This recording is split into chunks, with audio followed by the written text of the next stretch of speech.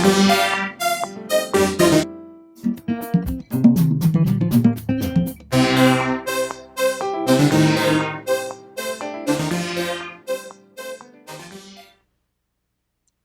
evening. I'm Selwyn Collins, your host of CWS Conversations with Selwyn.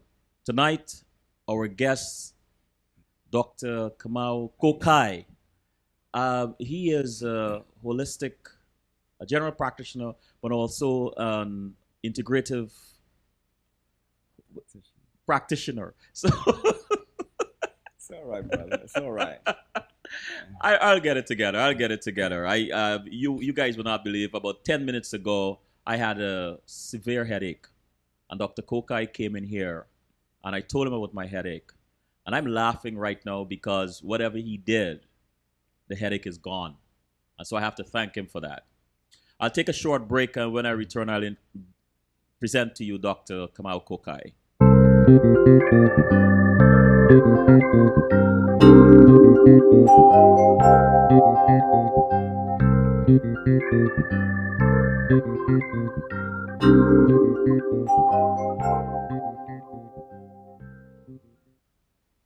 We are back. I'm Selwyn Collins, your host of CWS Conversations with Selwyn. The gentleman next to me is Dr. Kamau Kokai. Dr. Kokai, good evening and welcome. Good evening. Glad to be here. And it is really timely, I would say, that you appear on this show All right. because of what you do. But let me just introduce Kamau Kokai, MD, received his medical doctorate from Yale Medical School and then completed his residency with board certification in family medicine.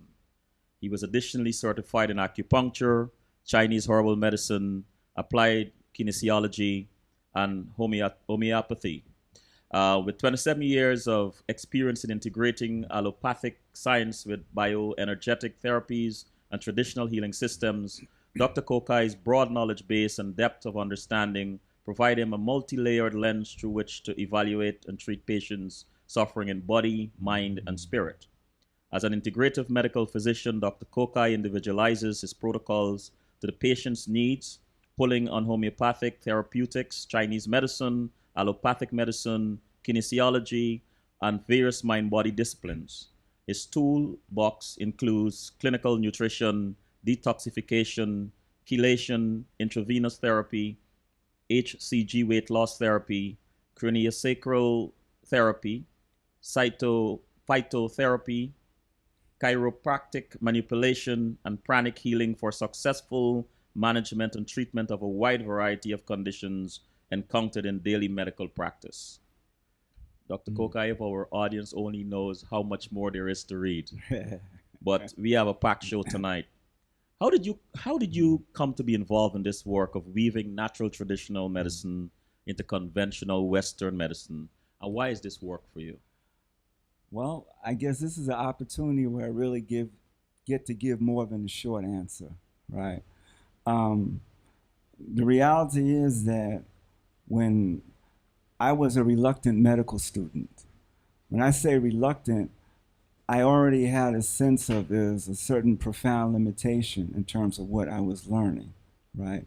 So much so that at one point I actually left medical school. Um, I left medical school initially during my first year because I said, this doesn't feel right, even though gone through all the pre-medical stuff. And then again, I left for a year because I said, I don't see myself just prescribing drugs and doing surgery for the rest of my life. Now, what's beneath that is the fact that um, when it comes to healing and health, I started with my own perceptions and intuition primarily. So even though I'm learning stuff, I never took my own intuitions and perception out of the equation. Meaning a lot of people, you go, oh, you're at Yale, you're at Harvard or whatever, and you're supposed to sit there and just soak it up, right? So as I'm soaking stuff up, I'm realizing, well, they're missing this, they're missing that, and the framework doesn't allow me to actually speak up, address it, or figure out in a different way. So When I was in college, I was very much involved with martial arts. And I became, at that time, I was a vegetarian, right? And I was actually a vegan for about 22 years, right? But in doing martial arts, I became aware of the concept of chi, not just as an intellectual thing, but something to actually feel. I broke boards, I had cinder blocks broken on me, I participated in all kind of activities. I watched one of my teachers with their finger like drill, like make an indentation in brick, right? So I saw this happen and I said, you know, there's something else going on here other than what I'm learning and, you know, in chemistry and these other classes, right? And then to add that, in going from a suburban background, middle class background, and going up to Cornell, which is a really politicized environment. I started a black student newspaper while I was there. Again, very much involved with the martial arts, but then also hearing the call of Africa, hearing a part of my past and my reality that I didn't know anything about, right? And that kind of blew me away, getting involved. And I'm glad it didn't happen until I was in college, because I saw a lot of people my age that were really brilliant, like in junior high and high school, that the reality of what it meant to be black here in this country was just too much for them. And they just end up doing crazy things and, you know, they had problems.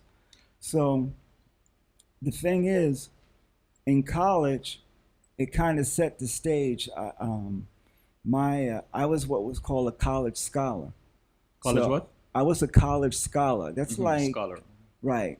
So I was a member of their elite honor roll, the Quill and Dagger Society. What happened is that during my first year, I got an A plus in chemistry, and that brought me to folks' attention. And I had a Nobel Prize laureate as my advisor on the one hand, and a black psychologist as another advisor. So that I had two people speaking in my ear about, you know, the reality of medicine and what to do. And in fact, when I left school, I had a full scholarship to law school.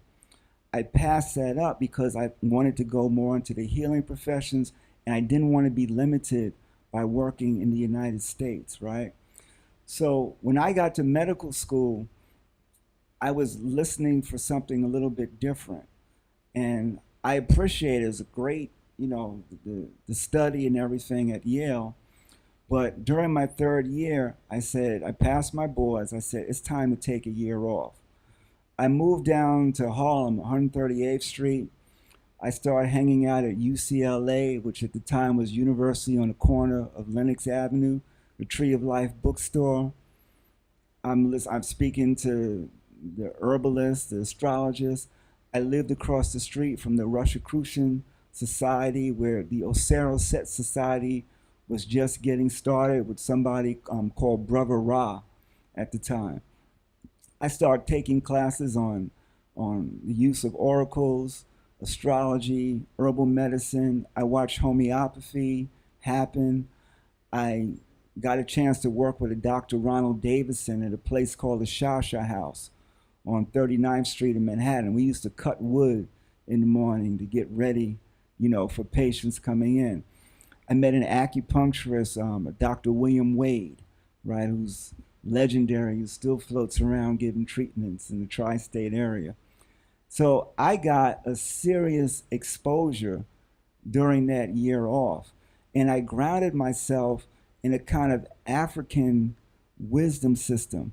I actually I graduated as a priest, you know, in traditional African religion later on, but I got involved such that when I went back, I accepted that there was something here to learn from Western medicine, but I knew that Western medicine could never be a substitute for acupuncture. It could never be a substitute for homeopathy. It could never be a substitute for divination. It could never be a substitute for so many things that I saw and experienced. And even where Western medicine was supposed to be strong on a biochemical and structural level, I found that it was sorely deficient in so many areas, right? From nutrition. I mean, they weren't dealing with anything in nutrition back at that time. Structural stuff. I mean, they they ready just to poo-poo the chiropractors, but why do people go to chiropractors? Well, some of them are doing excellent work. Well, let me ask you this, and I'm curious, especially for young people who might be thinking of going into medical school right now or already in medical school. You were a college scholar. You left. You took a year off. This is in medical school. I took a year off. Medical I school, went right? straight through my You took a year undergrad off, years, right? but you went back. Right. With all that you've learned and all the wisdom that you Right. gained, you still had the presence of mind to go back. Why? Why did you go back? Why was that important? Well, there's some practical reasons like student loans. I'm halfway through medical school. All I got to do is complete the last 2 years, right? Um, so not going back really wasn't an option, but it was like, how do I make this mine? How do I make this something that I will actually enjoy doing as opposed to I'm just following the program? You know, they keep shifting. Like in my time, your parents wanted you to be a doctor, lawyer, or engineer. When I came home during my first year from medical school and I said, I don't know if I'm going back, my parents had a fit.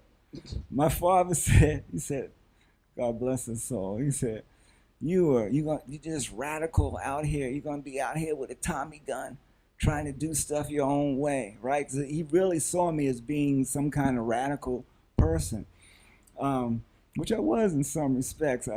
I was actually in the All African People's Revolutionary Party in Connecticut while I was in medical school. I was involved with going door to door, community education.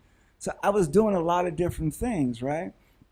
But I had to figure out, like, all right, I'm going to be a doctor.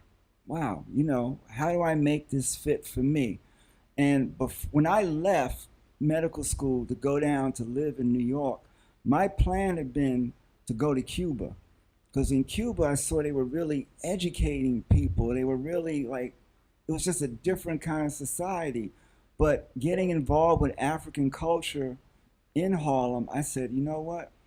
I'm going to stay here and just absorb this. So when it came time to go back, I felt like I had a whole community behind me that was sending me back, that wanted me to finish, that I was constantly connected to. Talking about our community, and something piqued my interest just now, a few moments ago as you were talking.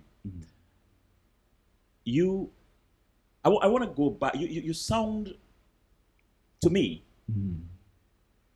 with the wisdom of the ancestors of you have old wisdom, and I mean you must have been much younger than when you were soaking up all these knowledge, all this information, and so on.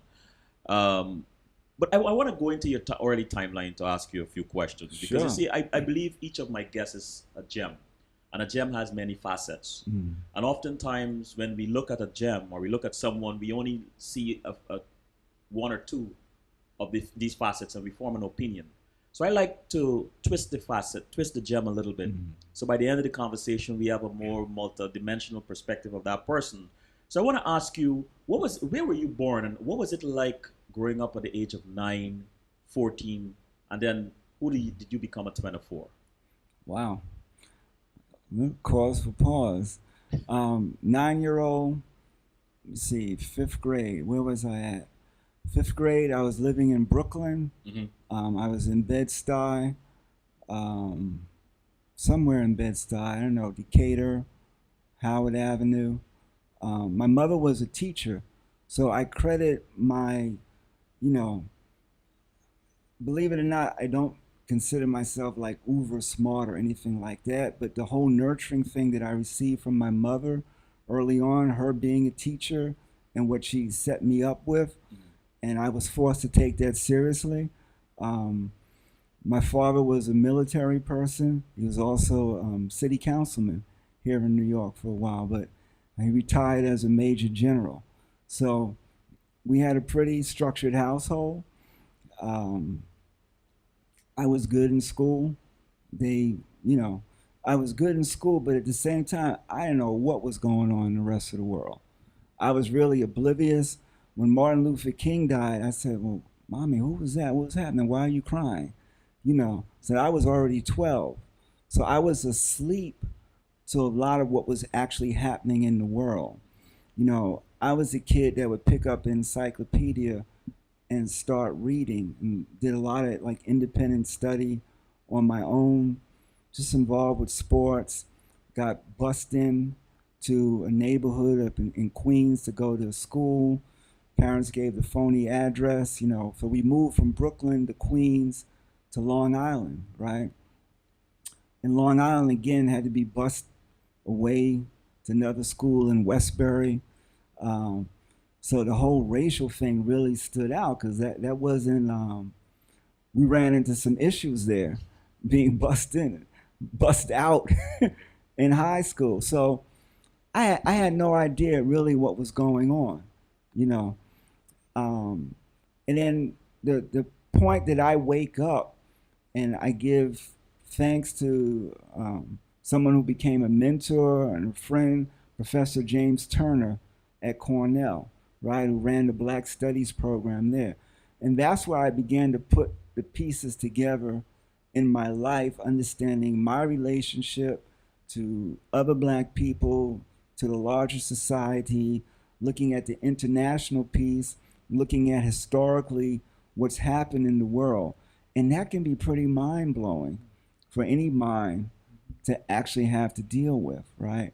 But what was beautiful at Cornell is that there was a sense of community. We had the Black Dormitory Ujima. The paper I started was called Emoja Sasa. You know, I had to bargain with the administrative staff. They wanted me to put it as a little piece within the Daily Sun, which is the main newspaper. I said, no, I want my own, because y'all could just knock that out at any point, right? So I developed that kind of independence just in terms of a social enterprise. I think this mic is so sensitive. I should move it back a bit? No, if you hit, what's your I think that's just my, Oh, is it? that's me. Oh, okay. All right. All right. Right. So, you know, I was, you know, and then being a college scholar, so, you know, I was, you know, and then being a college scholar, I really got a chance to set up my own curriculum. So I mixed in the Black Studies, I took the science courses that I needed to take, and I structured a program for myself. A lot of it was independent study. And I chose Yale over Harvard for two reasons. One, it was mainly independent study. And a friend of mine, who actually I share an office with, Dr. Donald Moore, was already there. And we kind of raised havoc a little bit when we were there because we had the Student National Medical Association. And our politics were a little bit to the left. You know, and we kind of got in just as the whole affirmative action piece was closing down, and we were trying to keep it open and stuff, right? So that's a little bit of background. If that there's more room for questions, right? I got it. Um, do you recall any special words of wisdom from your parents that helped to shape who you are today? Special word of wisdom from my parents. Something that still resonates with you whenever, whenever you think about your dad or your mom. I mean, we could always come back to that. We can come back to Yeah, that because yeah. there's nothing. I'm curious about your early academic years or like high school. Were you always, did you always have a knack for sciences? You're gonna laugh. I don't know if the word is knack, and I would say no. Mhm. Obviously, I was good enough. Like I had an A plus I told you in chemistry, but I just looked at that as a cooking class and trying to figure out in terms. You know what I'm saying, Yes. right? My knack has been listening to my own internal voice, right? In terms of doing stuff, Wow. particularly working with people, right? Is this why you have Um, this heightened awareness? I don't know if I have a heightened awareness of what, but it is whatever you're perceiving. Mhm. See, what happens in the healing professions is that fine, you learn certain skills and you learn stuff by rote, but there's a certain point where you have to go past that. It's almost like a person who's a master in martial arts. You learn all these different techniques and everything, but then when the rubber hits the road, it's going to be whatever comes up, right? And you have to be prepared. So as I was in medical school and then during residency, I realized that when people were coming to me and I'm hearing their complaints, I'm like, these drugs aren't going to help these people. This is not going to work, right? I mean, they might be medicated. Yeah, your pressure is normal now, but that's not going to help them, right? So I had to really listen to myself in terms of what to do. So what does that mean? Well, clearly I sought out other avenues in terms of educating myself, right? So I began to develop a multi-modality mindset in terms of listening to people from different headspaces. I know this sounds a little out there and stuff, right? But I remember when I was invited to speak at my one of my children's at third grade class. They wanted to know, what do you do as a doctor, right? And I said, how am I going to talk about this? And I realized that anything that you can conceive of in terms of diagnostically or therapeutically fell into one of four categories. It was either biomechanical in some way, and biomechanical could cover everything from massage, chiropractic, surgery, craniosacral therapy, osteopathic manipulation, whatever. But it was all on the gross form of tissue, right? Biochemical in that drugs, right? But more than that, food, the stuff that you eat every day. And unfortunately, in the last 20, 30 years, the chemicals that are inundated in our food and in our environment that become a part of us. And I always throw the statistic out, almost 1 out of every other male will be told they have cancer in their lifetime. Repeat and it's that. kind of, What? yeah, about 50% of men, you will be told at some point in your lifetime that you have cancer. And 1 out of 3 women. Right, now, you have to, that's a shock. And it's a shock because that information, people don't think about it that way. Then if we were then to design a medical system backwards from knowing that, right? Like, what are you going to, how would you then handle that? There would be a different kind of conversation about what we're doing and the type of therapy that we're giving, if that's actually the reality, right? There are too many vested interests tied up. Some of the same people that make the drugs make the pesticides and the other things. So we're never going to get there by a direct route. What were you asking me though? Because I got. So I'm talking about the biochemical end, right? Then there's a bioenergetic piece. That's the big divide.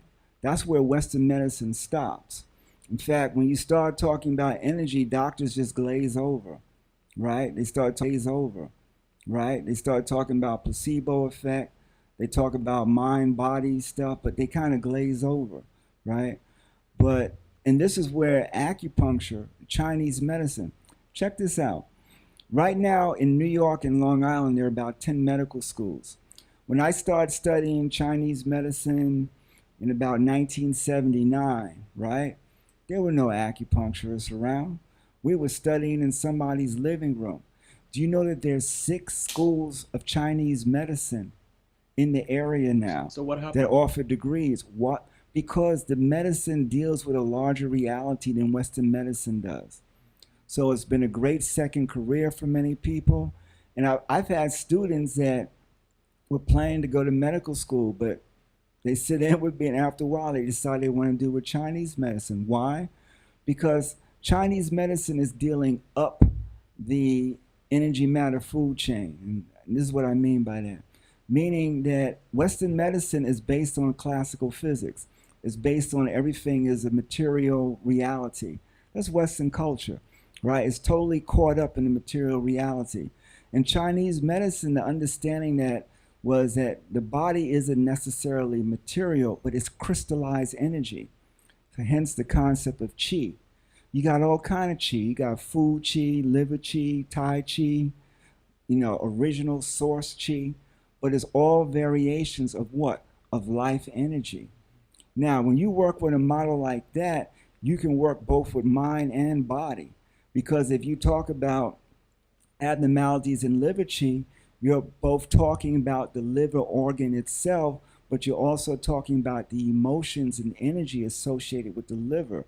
You're talking about anger. You're talking about irritability. You're talking about frustration and tension, or what people call stress. So a common diagnosis in Chinese medicine is constrained liver qi. Or, as many husbands have thanked me for, in dealing with their wives, either around menopause or because, the children, they were just losing it in terms of temper. They have ascending liver yang. So then you can use acupuncture points and Chinese herbs that help to balance that. So Chinese medicine deals with the concept of balance. Western medicine deals with the concept of homeostasis, but it's a very limited understanding in terms of how that's applied, right? And the drug therapy is in balance. That's why you'll see actors on TV smiling at you, talking about, yeah, if you take this drug and all of a sudden your liver fails or you die, you should go speak to your doctor, and see if it's right for you. Yeah.